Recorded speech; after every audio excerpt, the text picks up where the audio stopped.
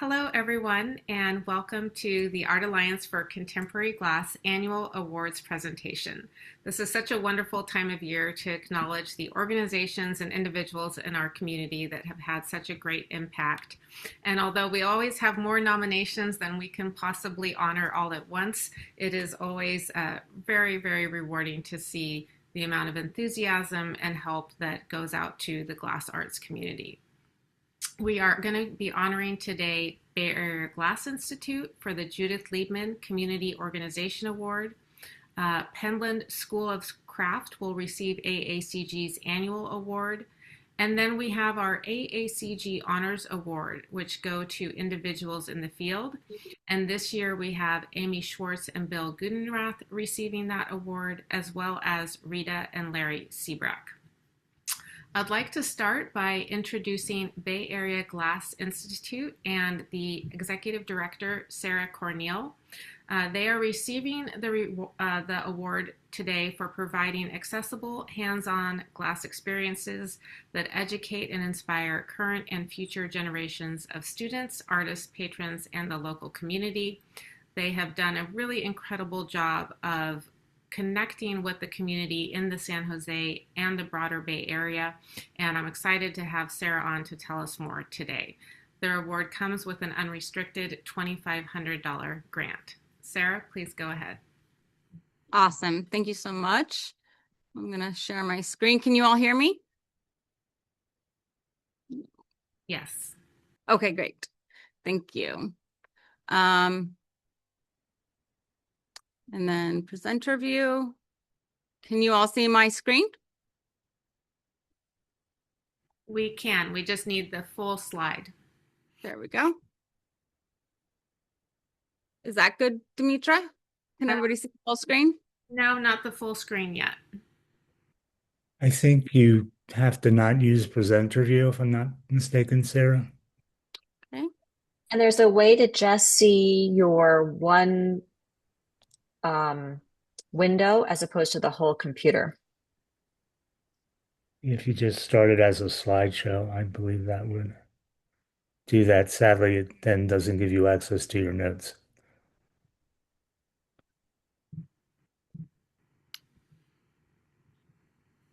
How about that? You need to reshare.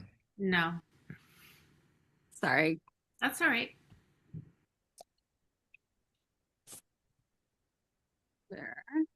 There we go.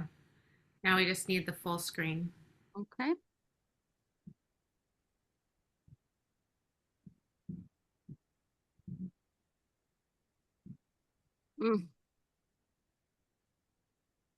There we go. Okay, great. Finally, thank you all for your patience. I first want to express my gratitude to the AACG for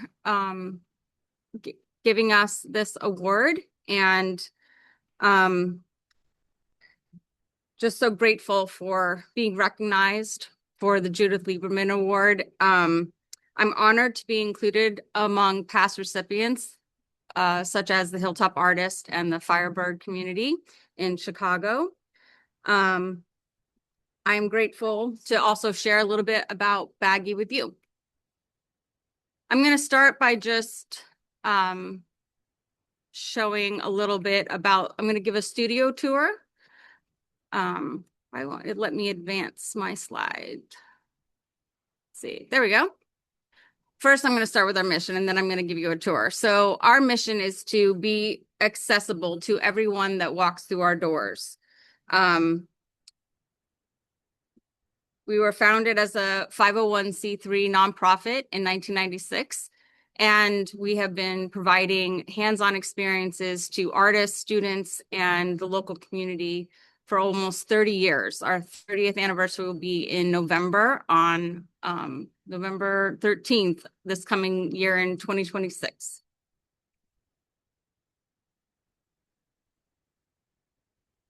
Let's see. These are our core values. These are our 4 core values that describe our mission and how we go forward in everything that we do. So, accessible, providing programs for everyone that wants to participate in a glass program, regardless of skill or resource level. We want to be diverse and inclusive, building a culture where everybody feels welcome and safe in our community. We want to also be financially stable to support the people and the programs that we aim to build and the facilities to continue our mission. And we also want to be environmentally sustainable as we are conscious and attentive to minimizing our carbon footprint. So a little bit of the history of Baggy. We were founded by Bobby Bowes and Mike Bernard from San Jose State University. It started in Bobby's backyard. And now we are a 6,000 square foot studio in South San Jose. This is the front of our building. And I'm just going to give you a little bit of a tour.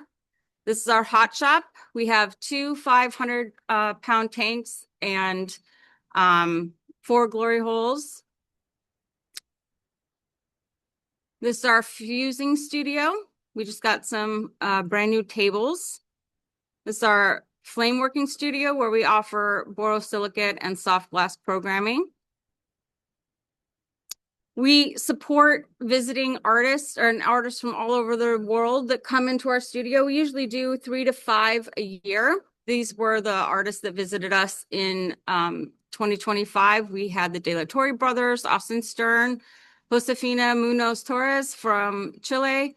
And the end of the year, we had Jason McDonald and John Kiley visit us for our patron event, which was just a huge success.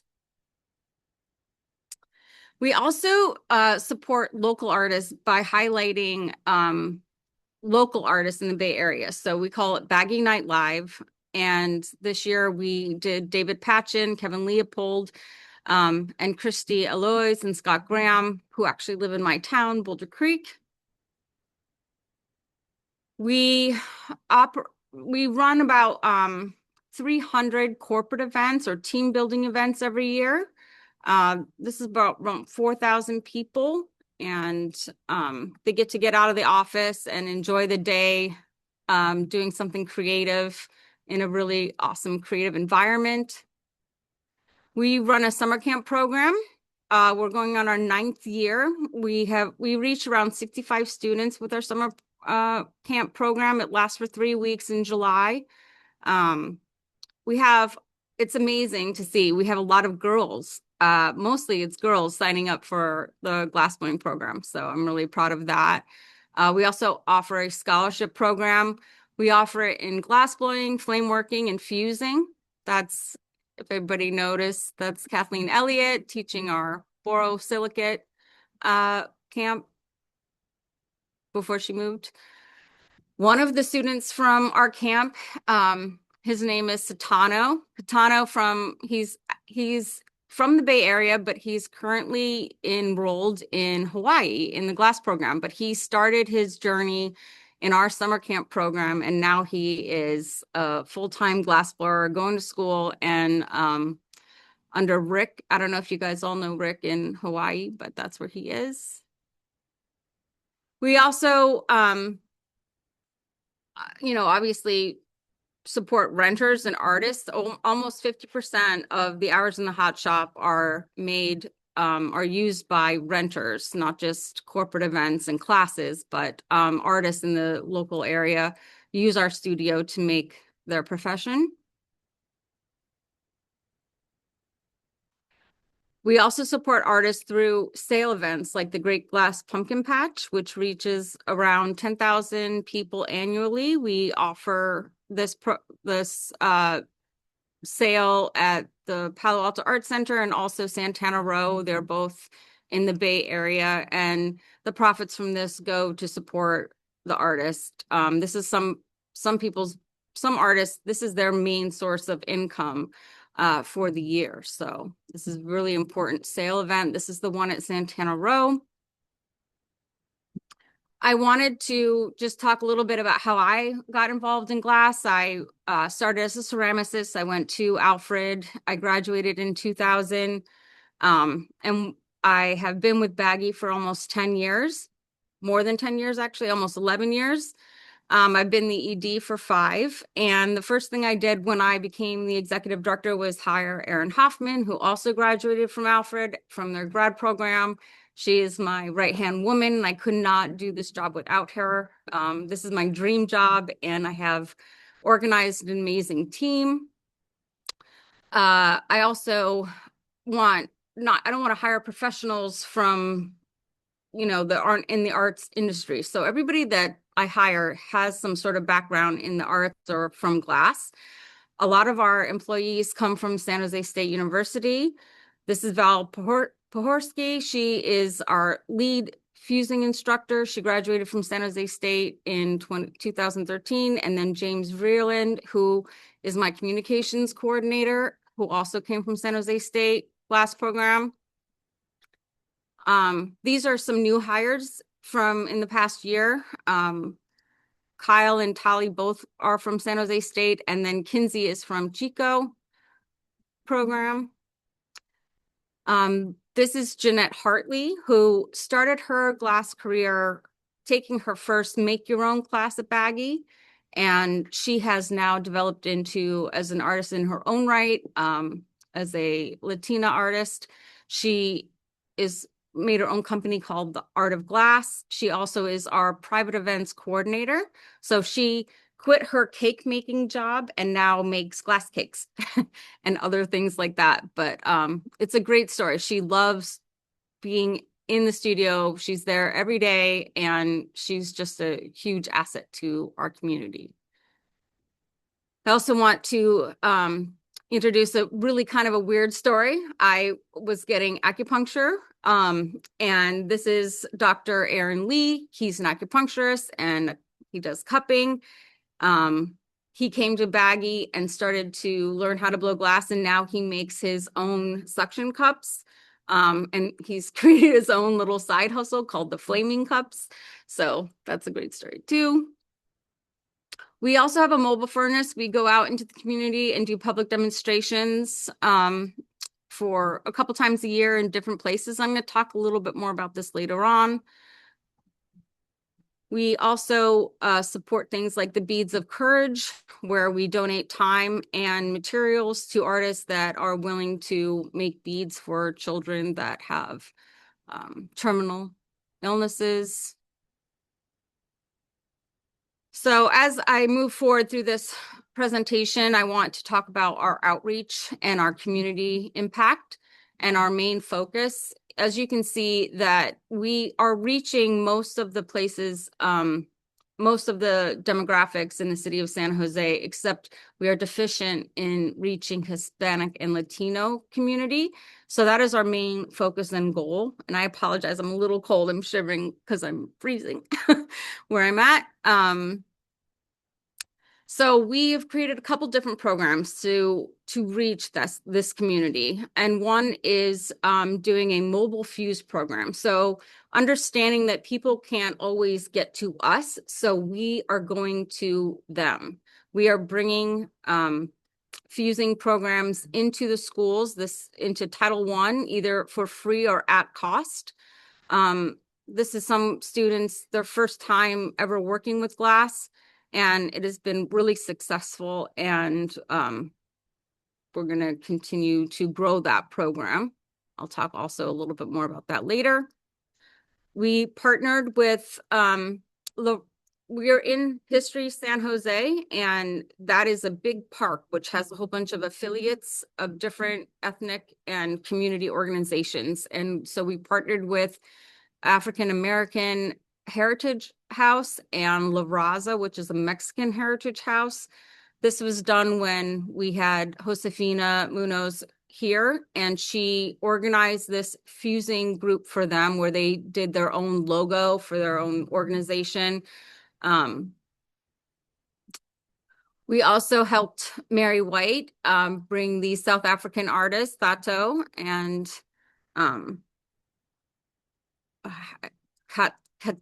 Sango. I don't know how to pronounce her name is very hard to pronounce. I apologize, but this is Sam Drumguli. We gave them time in the studio, and he helped them make some of their work. We hope to continue this work. It's called Glass Safari. I'm not sure if anybody's familiar with that, but we want to continue that, and hopefully we'll be sending artists to South Africa, and hopefully we'll be able to bring some South African artists over for residencies. One of the other things that we did was partner with this group. San Jose Jazz is a local nonprofit in San Jose, and they brought the Alebrijes statues. They are these huge 20-foot tall statues in downtown San Jose. And we wanted to help them with this campaign. And so we coordinated with one of their artists. This is Carolina Agote, and we decided to make a glass Alebrije. And so she came into the studio and helped us design one. She was there and making this glass octopus Alebrije. It was a really successful thing, and she's now glass. She got bit by the bug, and she wants to make more. One of the other, this is the first project that we did that is not glass orientated. So we helped support her in her workshop, and we had a Alebrije workshop for our class and our community, and then we're going to be doing these more often. It was really, really popular. People loved doing this. We kicked off our capital campaign this summer. It's a 2-year campaign to raise funds, and I'm just going to go into some of the things that we're doing. A couple years ago, we purchased high volume oxygen, so we do not have to rely on deliveries and reduce our carbon footprint. And we now, generate our own oxygen by concentration. It's been great success. We put a new roof on our building this past summer. We are building a neon studio that's supposed to come online in June, and we will be the only neon studio in California that you can actually take a class and learn how to blow and make neon. We are building and designing for the past year a mobile trailer. And so one of the things that has been a little bit difficult for us in the past, while we have a mobile furnace, it's expensive to rent a box truck and bring it out into the community. But now we are building and have designed our own trailer. This is supposed to be online or coming in reality in August. And that will allow us to go into the community, go to schools, do corporate events, and bring glass to people. And I think that this is going to be really a game changer for us in reaching underserved communities and underserved peoples in San Jose. Also in our plans, we have a building that is going to be an addition to our studio, and this is a kiln and casting room, so we can grow our programming and bring in other artists that be able to do casting and that's it. Thank you so much for your time. Does anybody have any questions, or maybe we'll wait till the end? Demetra, you tell me. Yeah, thank you so much, Sarah. I think we will wait until the end for questions, but as I said earlier, just really amazing to see the growth in your organization, and particularly being a local artist myself and knowing the struggles that Baggy has gone through, almost closing down at some point, and to now be thriving as you are is incredibly inspirational. So thank you for being here, and congratulations on your award. Thank you. Thank you. All right, so next up, we have AACG's annual award. Unlike the Judith Liebman Award, which is for organizations with budgets under 1.5 million, the annual award goes to larger organizations, and I am really excited to have Mia Hall, Executive Director of the Penland School of Craft, with us today. Mia, would you like to go ahead, please, and start your screen share? Sure. Thank you so much. And while we get that set up, I'm just going to take the opportunity to thank you for this award. I promise you we will make very good use of that money here at Penland. So I want to tell you a little bit about Penland. This is our campus. We are located at the foot of the Appalachian Mountains in the western region of North Carolina. We are in a fairly rural community where we have 420 acres nestled in the woods up here. And what you're seeing on the screen right now is our beautiful meadow and then our core campus sort of north behind that meadow. Our campus consists of about 60 buildings, and most of them are either studio buildings or support buildings, buildings where our students live while they're here. We're about to turn 100. The school was founded in 1929 by Lucy Morgan, who is the woman you see standing behind the loom here. And she didn't come to the mountains to start a school. She came here to teach at an Episcopalian school that was already established here in the mountains. But she discovered that there was a real need for a way for the especially the women in the community to be able to produce goods that they could sell to just bring in a little bit more income to the family. But surprisingly enough, the skill of weaving had pretty much disappeared from the mountains in North Carolina. So she started out by going to Berea College and learned how to weave and brought it back. And in 1929 was the first time she invited an instructor to travel to the school, or what was going to become the school, and where people traveled to the school and took a class. So that was the inception of the school, and that is pretty much exactly what we do today, but at a much larger scale. We skipped a slide there. Over the last almost 100 years, we have grown quite a bit. Now we do a lot more than just weaving here. We have 16 studios where we teach 13 unique disciplines through about 150 workshops each year. And those workshops vary in length. The shortest ones are 4.5 days. Most of them are 12 days. And then in the fall and spring, we operate longer workshops, so 6 or 8 week workshops.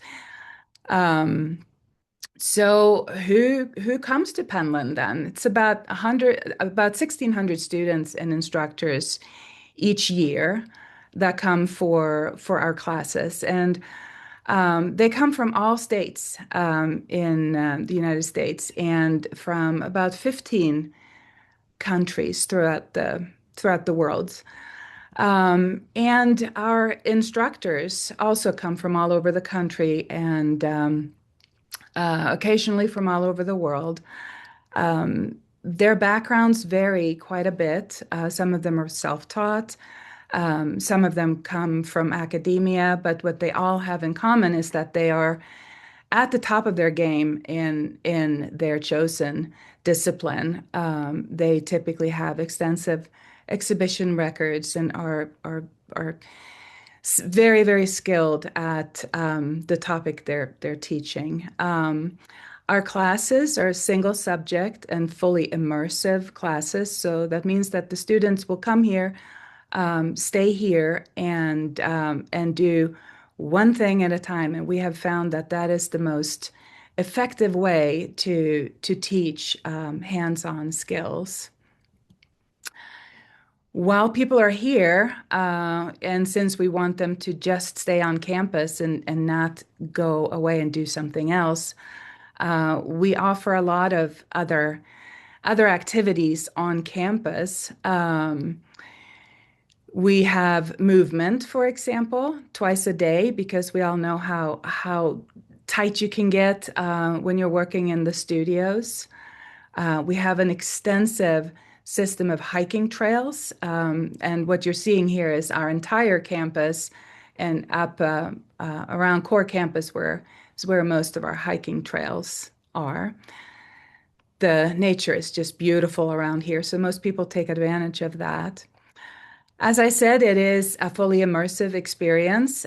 So most people don't leave once they've come to campus. And that makes a lot of sense because we are a little bit remote. So it's not easy to leave once you've come up to campus. But here's the Pines Dining Hall. People do come together for 3 meals a day and eat together, and often make some really good connections and lifelong friends while they're here. This is some examples of our student housing. The housing varies from fairly old and historic buildings to almost brand new, larger buildings. We also have a number of other programs here at Penland. We have a resident artist program that is almost 60 years old now. We've been operating it for quite some time. For a very long time, it was a 3-year program for 7 artists. And I know there's 8 people on the screen here. It means that occasionally there's a couple that'll come in and will share a residency spot. So we have 7 spots, 3 years.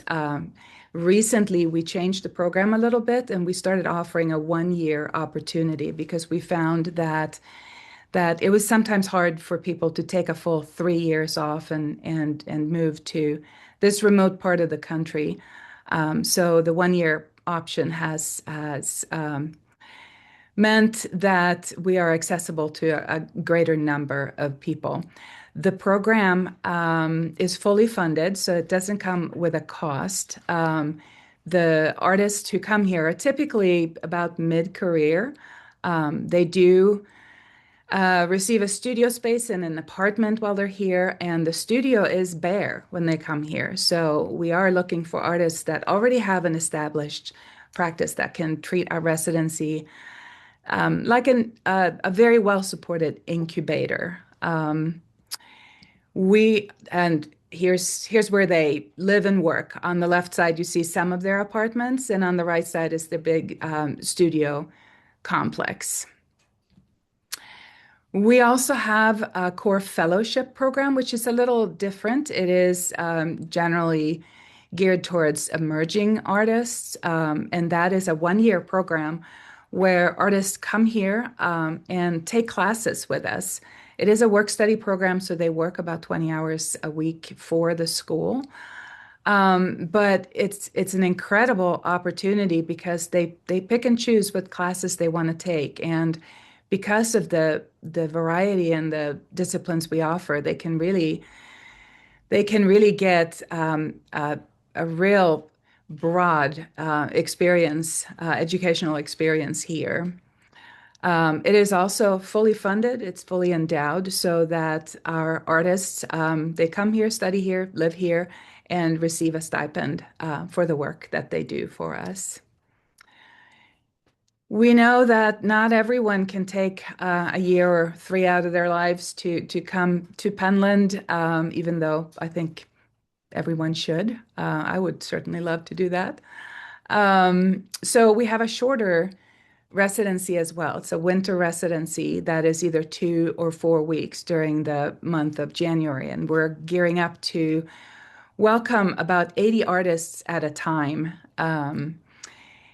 Normally, during a fully enrolled class summer session, we have about 200 students and instructors here. So when we have a winter residency with 80 artists, it means that the studios are not as cramped as they would be during a summer class. You have a lot of space to spread out. And this is an opportunity that a lot of artists take to come here and work on a new body of work for an exhibition, or just to be in retreat and maybe have new ideas come to fruition. So it's a very diverse group of people that show up for our winter residency. Okay. My for some reason it just didn't want to advance. Thank you.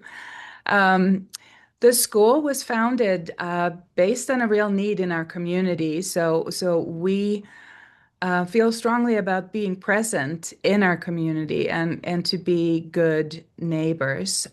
We have a community collaborations department of 3 full-time staff that work out in the public schools. They have different events out in the community. And what you're seeing here is an image of our community open day, where we welcome about 700 people. I think the majority of them are on the younger side, and they come and they do small projects in our studios, and it's incredibly popular. And we certainly love welcoming the community to campus during that time. There are other ways to engage with Penland. We have a world-class gallery and visitor center on our property, where we are showing work by artists that are affiliated with Penland. They've either come through our residencies or they've taught here. So this is our Horn Gallery, where you're seeing a great exhibition by Wendy Maruyama. We have 3 to 4 exhibitions in this space annually. But we also have a sales gallery where we have hundreds and hundreds of items. It is a really, really beautiful space and well worth the visit. Another very popular event is our annual benefit auction. And this is an auction where we typically auction off about 180 donated artworks, and that is in support of the school. It's a 2-day event. It's typically the 3rd week of August, in case anyone is interested in visiting us for this really festive and fun event. And here you can see it's very energetic, a lot of fun going on at this auction event. And in order to talk a little bit about what we do in our studios, I have invited our programs manager, Courtney Dodd, to talk a little bit about that and to talk about our glass program specifically. But I also want to introduce Courtney because she's not just our programs manager. She's a very accomplished glass artist in her own right, operating the Little Dipper Studio and Salt and Shaker Studio. So some of you may recognize Courtney. So here's Courtney Dodd. Thank you so much, Mia. And thank you for this award. We very much appreciate it. So in sharing some of the information about our studios, I just kind of want to go through each one and tell you what happens in these spaces. This is our book studio. As you can see, it hosts workshops in bookmaking and binding, as well as classes on paper engineering, pop-up books, and cut paper workshops. You can think of this as kind of our dry space. And here we have our wet space, our paper studio. It holds workshops in both sheet forming and casting paper and spans both Western and Eastern papermaking, including specialities and Vietnamese papermaking, Indonesian and Korean processes. Our drawing and painting studio is a very versatile space, and we're able to host workshops in technical drawing, mark making, collage, oil, acrylic, and wax encaustic, just to name a few of the classes that we hold in this space. Our clay studio encompasses both hand building and throwing. We also have a special glaze room. And our kiln shed includes electric, soda, salt, gas, and wood-fired kilns, some of which have been built by classes.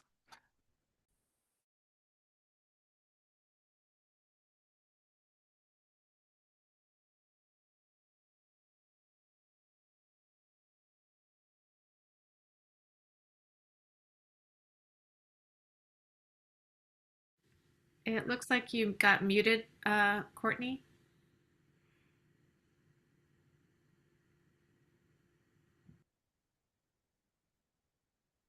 You probably muted yourself by accident when you advanced the slides. Here we go. Yeah. Sorry.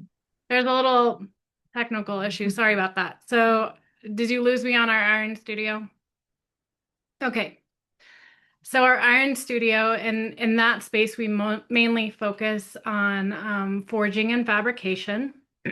We teach coal and gas forging using hand processes or using the power hammer, as you can see here. And we cover welding and also foundry in that space. Our two metal studio cover processes including chasing, repoussé, forming, casting, enameling, stone setting, and general jewelry processes. The printmaking studio hosts workshops such as monotypes, screen printing, etching, mezzotint, woodcut, and lithography like you see here.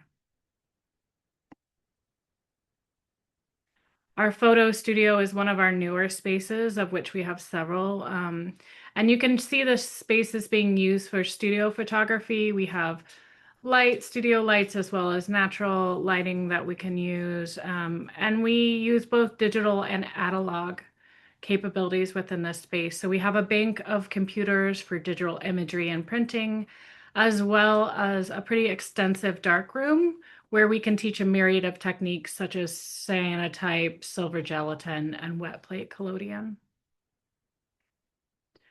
Our letterpress studio enables students to hand set type on one of our 6 Vandercook presses with a library of typefaces, both metal and wood. And then the case that a wood letter is damaged or lost, we are able to reproduce that letter or an entire typeface with our laser cutter, which is pretty unique. Penland's founding studio is our textiles weaving space, as Mia talked about.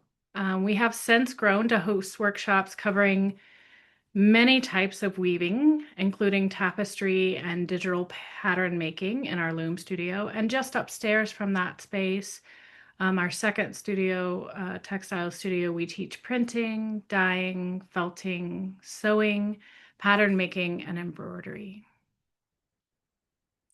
Our wood studio teaches students a host of different techniques, including both hand and machine tooling, including carving, steam bending, furniture making, and dovetails.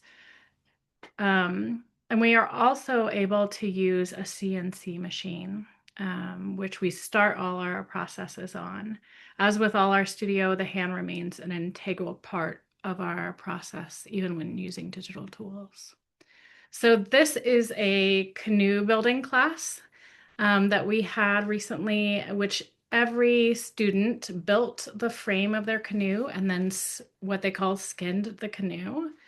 And on the final day of this 2-week workshop, the class paddled across a nearby lake.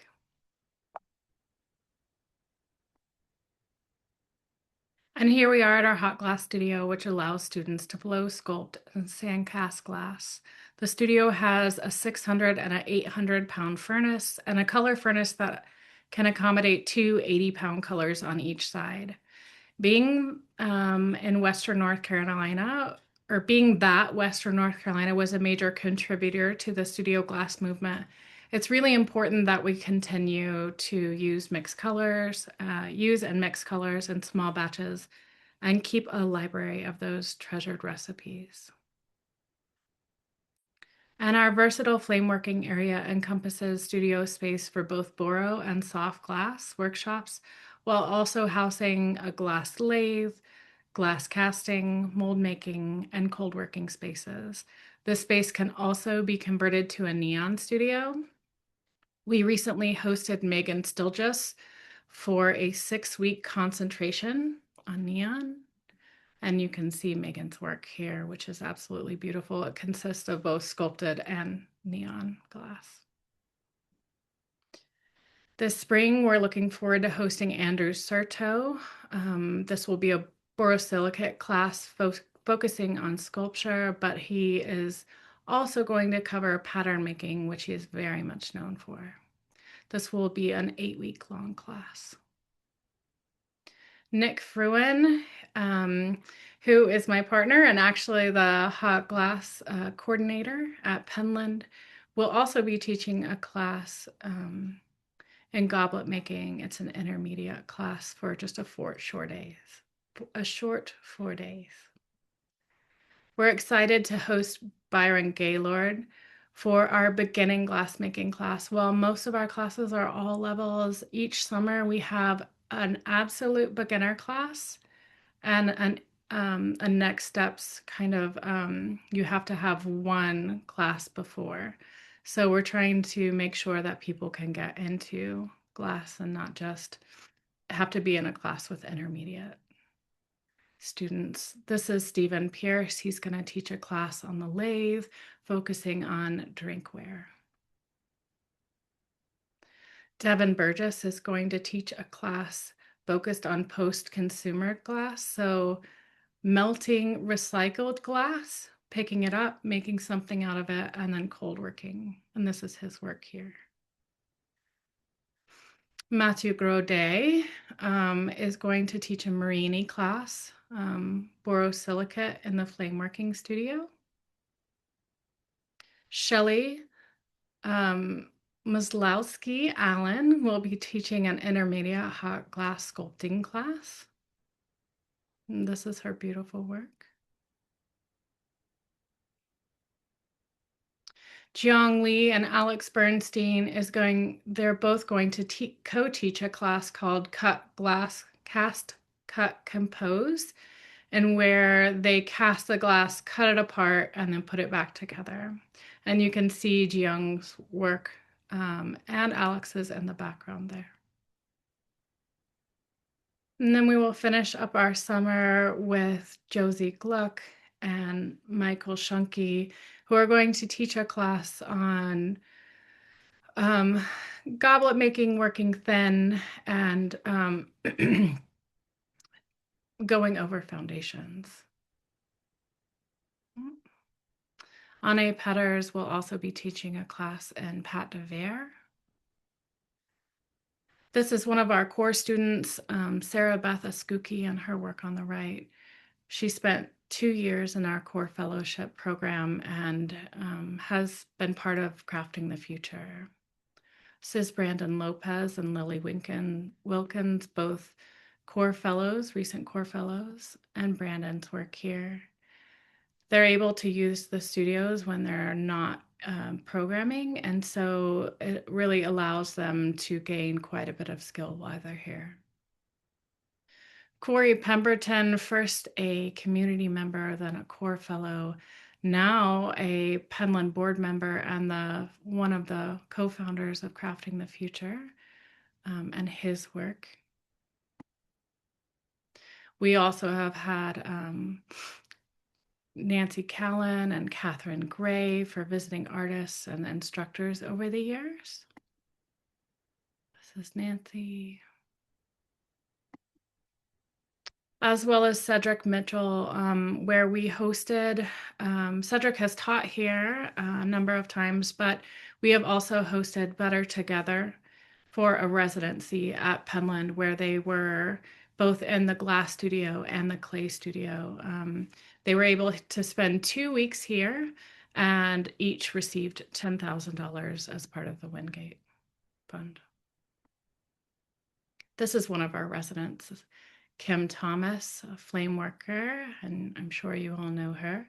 Kim is here for 3 years and is focusing on detritus and assemblage. Jeffrey Bowen is focusing on Pat de Verre and casting. Former military person, his work very much focuses on his experience at that time and really shows how beautiful his castings are. And then our third glass resident at this time is Jason McDonald. He is doing many different things, but here you can see his work, which is a blown goblet cast in some cane work that he has also done. So we're excited to have each of them here for 3 years where they can learn, grow, and better their business as artists. Thank you so much. Thank you, Courtney, and thank you, Mia. The annual award for this year to Penland School of Craft comes with a $5,000 unrestricted grant, and we are really happy to have both of you with us today so everyone could hear more about your valuable organization. And really know that in the last year in particular, it's been a testament of resilience for you to come back from the devastation of Hurricane Helene, and we wish you continued success in your organization. Thank you. All right, so next up we have Larry and Rita Sibrack. We give an AACG Honors Award each year to individuals for their outstanding contributions to the field of glass. And Larry and Rita are receiving this award for their many years of dedication to glass artists, the glass community, and in particular working with museums to encourage the inclusion of glass artworks in their collection. Larry and Rita, thank you for being with us. Okay. Good afternoon. So Rita and I are grateful and humbled to be recognized for this year's AACG Honors Award. I must admit right off the bat that I'm a little embarrassed receiving this award at this time since I'm still immersed in the AACG as outgoing immediate past president and chair of the grants committee. And to boot, I'm actually on the awards committee, so it is a little embarrassing. Okay, I'll blame Kendra Caston as chair of the awards committee, who is one of the most capable and dedicated AACG members and officers ever. Anyway, to repeat, we are truly grateful and honored. We thought we would give you a little background into our collecting, our involvement in the art organizations and museums, and our interest in education and promotion of the arts in general and art made from glass in particular. We lived in Danbury, Connecticut, where I was a dermatologist in private practice, as well as teaching at Yale on the clinical faculty. Rita initially worked in the office and then worked as a sales rep for high-end design tabletop wares in Connecticut and Western Mass. We started coming to Naples, Florida in 2001 part-time, but have been full-time residents since 2021 after my retirement during COVID. For those of you who do not know, Rita has been legally blind for 10 years and was unable to see anything for the last 3 years. She helped put this presentation together and knows and remembers our collection well. Her memory is far greater than mine. In a recent interview by a local cultural magazine, it was pointed out that her fingertips hold memory. She vividly recalls most of the collection, and more importantly, the stories behind their acquisitions. Our passion for collecting contemporary art made from glass goes back more than 30 years. We've been married for 36 years, and when you are dealing with a second marriage, each of us bring different histories to the table. So Larry's family, they were lived with Danish modern, which, as you know, is sort of a simple kind of furniture without a lot of gewgaws all over it. But his main passion was playing softball, playing tennis. And as a boy, he played from morning till night. And now he still plays competitive pickleball 3 times a week and ping pong and whatever racket sport will show up. So I was a little different. I collected antiques, and a lot of stuff was very uncomfortable, like horsehair couches and tables and chairs that didn't like the colors, so I stripped them and repainted them. I also had a few collections that were wacky. I collected gondolas. I collected Mr. Peanuts. I collected smiley faces.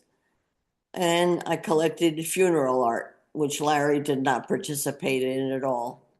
I liked it because anything having to do with death, nobody wanted to buy at an antique show. So the prices were always very reasonable.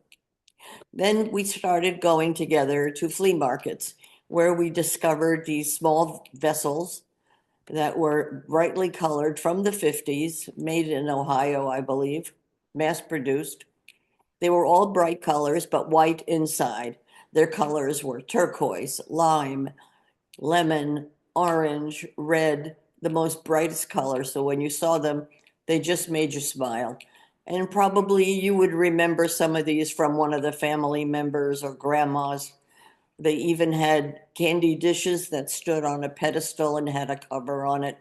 And it usually sat on top of the television set. So we collected these, well, from $30 to $40, not too much more.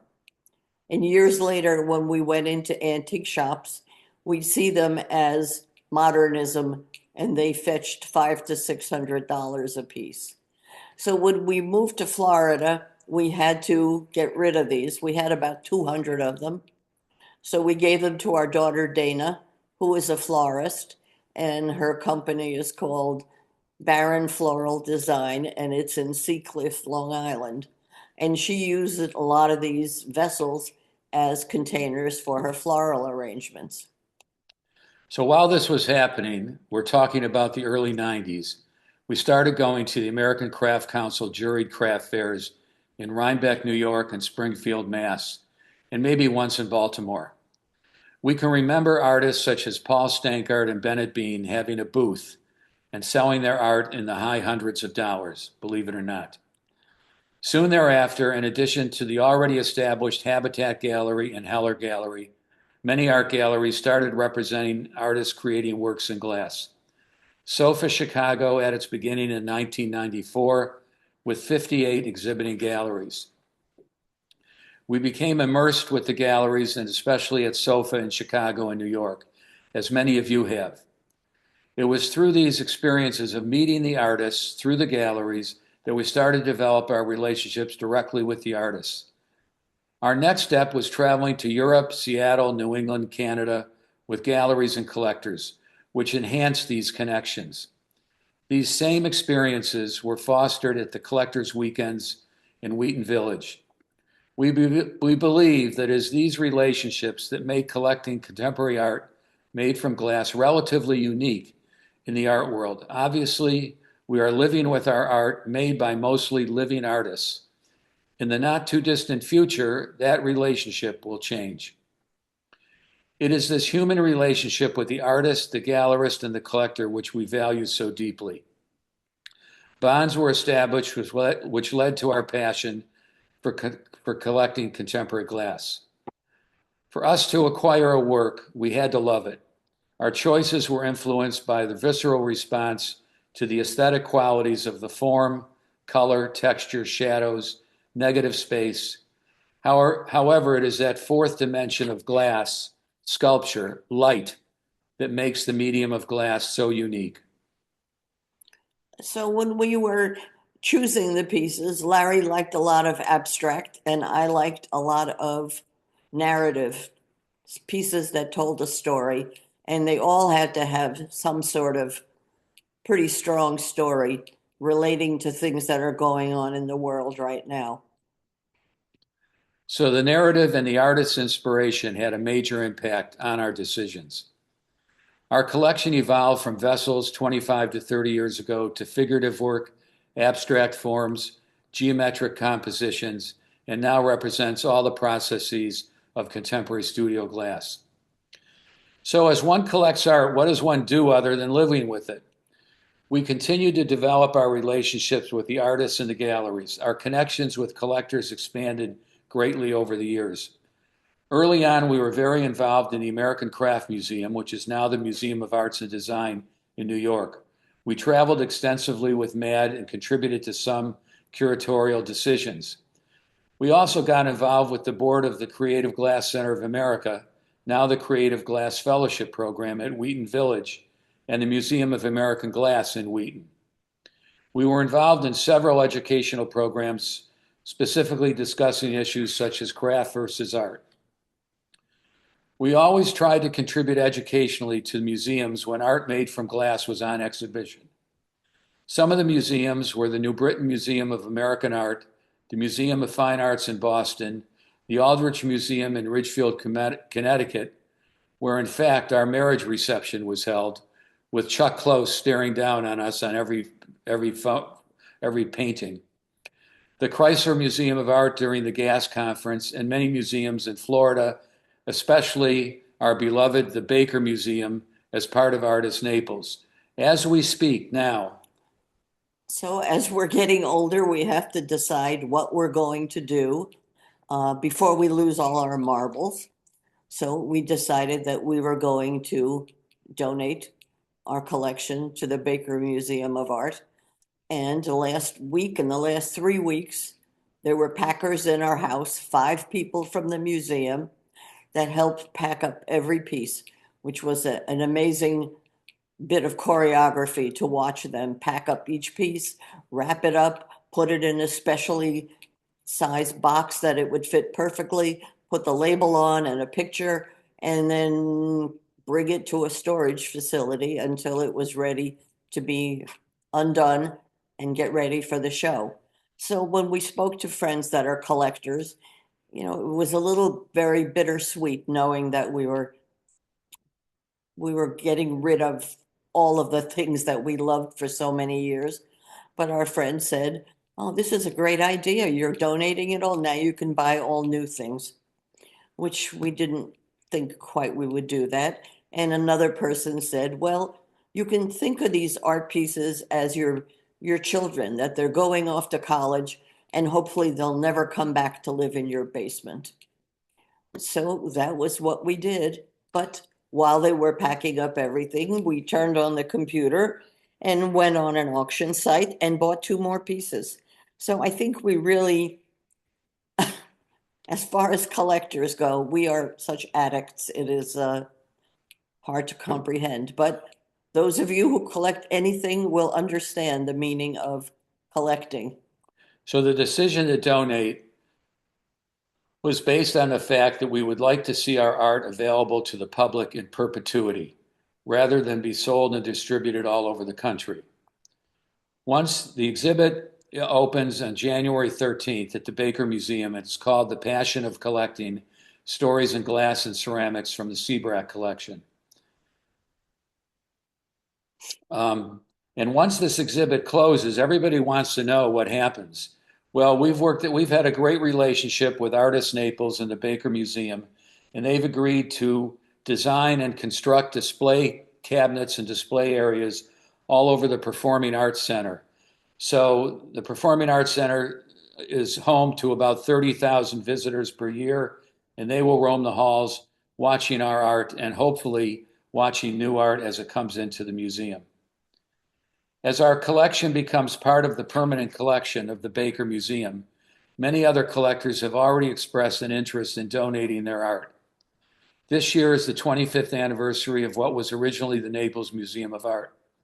Rita and I have been committed to Artists Naples' unique cultural center of both the performing and visual arts ever since arriving in 2001. So my involvement in the AACG started long ago. I'm not even sure of the year, but I've been on most of the committees, chaired many, and was president in 2022 during the United Nations International Year of Glass. That year, with the incredible help of so many people in the AACG, and you all know who you are, the AACG actually represented the arts both in the United States and internationally, whereas the major other emphasis was on the scientific, technical, and architectural aspects of glass. Our AACG involvement has been incredibly gratifying, rewarding, and a significant part of our cultural life for years. Thank you for that. Well, we hope that in the next year, starting January through October, you'll be able to visit the museum and see our collection, and we'll probably be there being a docent. So we've collected all of this as our passion and a hobby that we loved. We never expected to get any kind of award or anything else for it. It was just strictly a labor of love. So thank you once again, with all gratitude, for the honor that you've bestowed upon us. Thank you. Thank you so much, Larry and Rita. It's so inspiring to hear your journey and see what you have done for the glass art community. Larry, of course, has been very tremendous in his contributions to AACG over the years, and having you both as part of the AACG community has made us all more enriched. So thank you. Thanks, Sumitra. All right. I'd like to move on now to our other couple that we are honoring with our AACG Honors Award, the incredible Amy Schwartz and Bill Gudenrath from Corning. They are receiving this award for their leadership in designing, building, and leading the studio at the Corning Museum of Glass since 1995, including the development and implementation of Studio Next. Thank you so much for being with us today. It's an honor to have you here.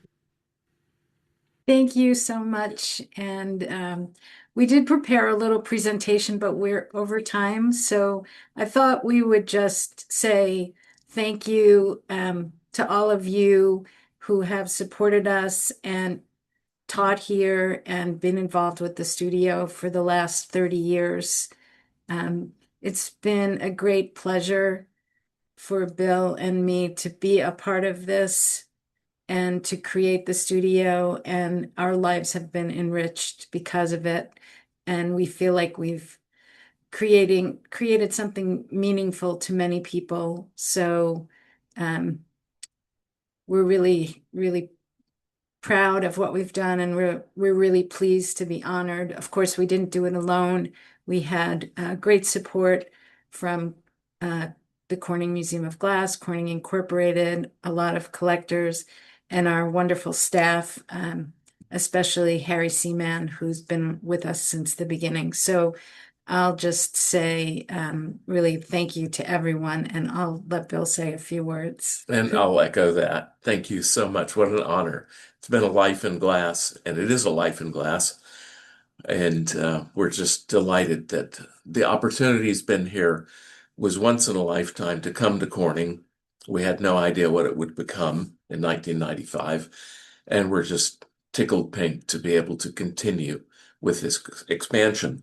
And by the way, I'll make an advertisement. It's a great year to come to Corning, 26. It is the 50th anniversary. It's the 75th anniversary of the museum. The museum and I were born the same year.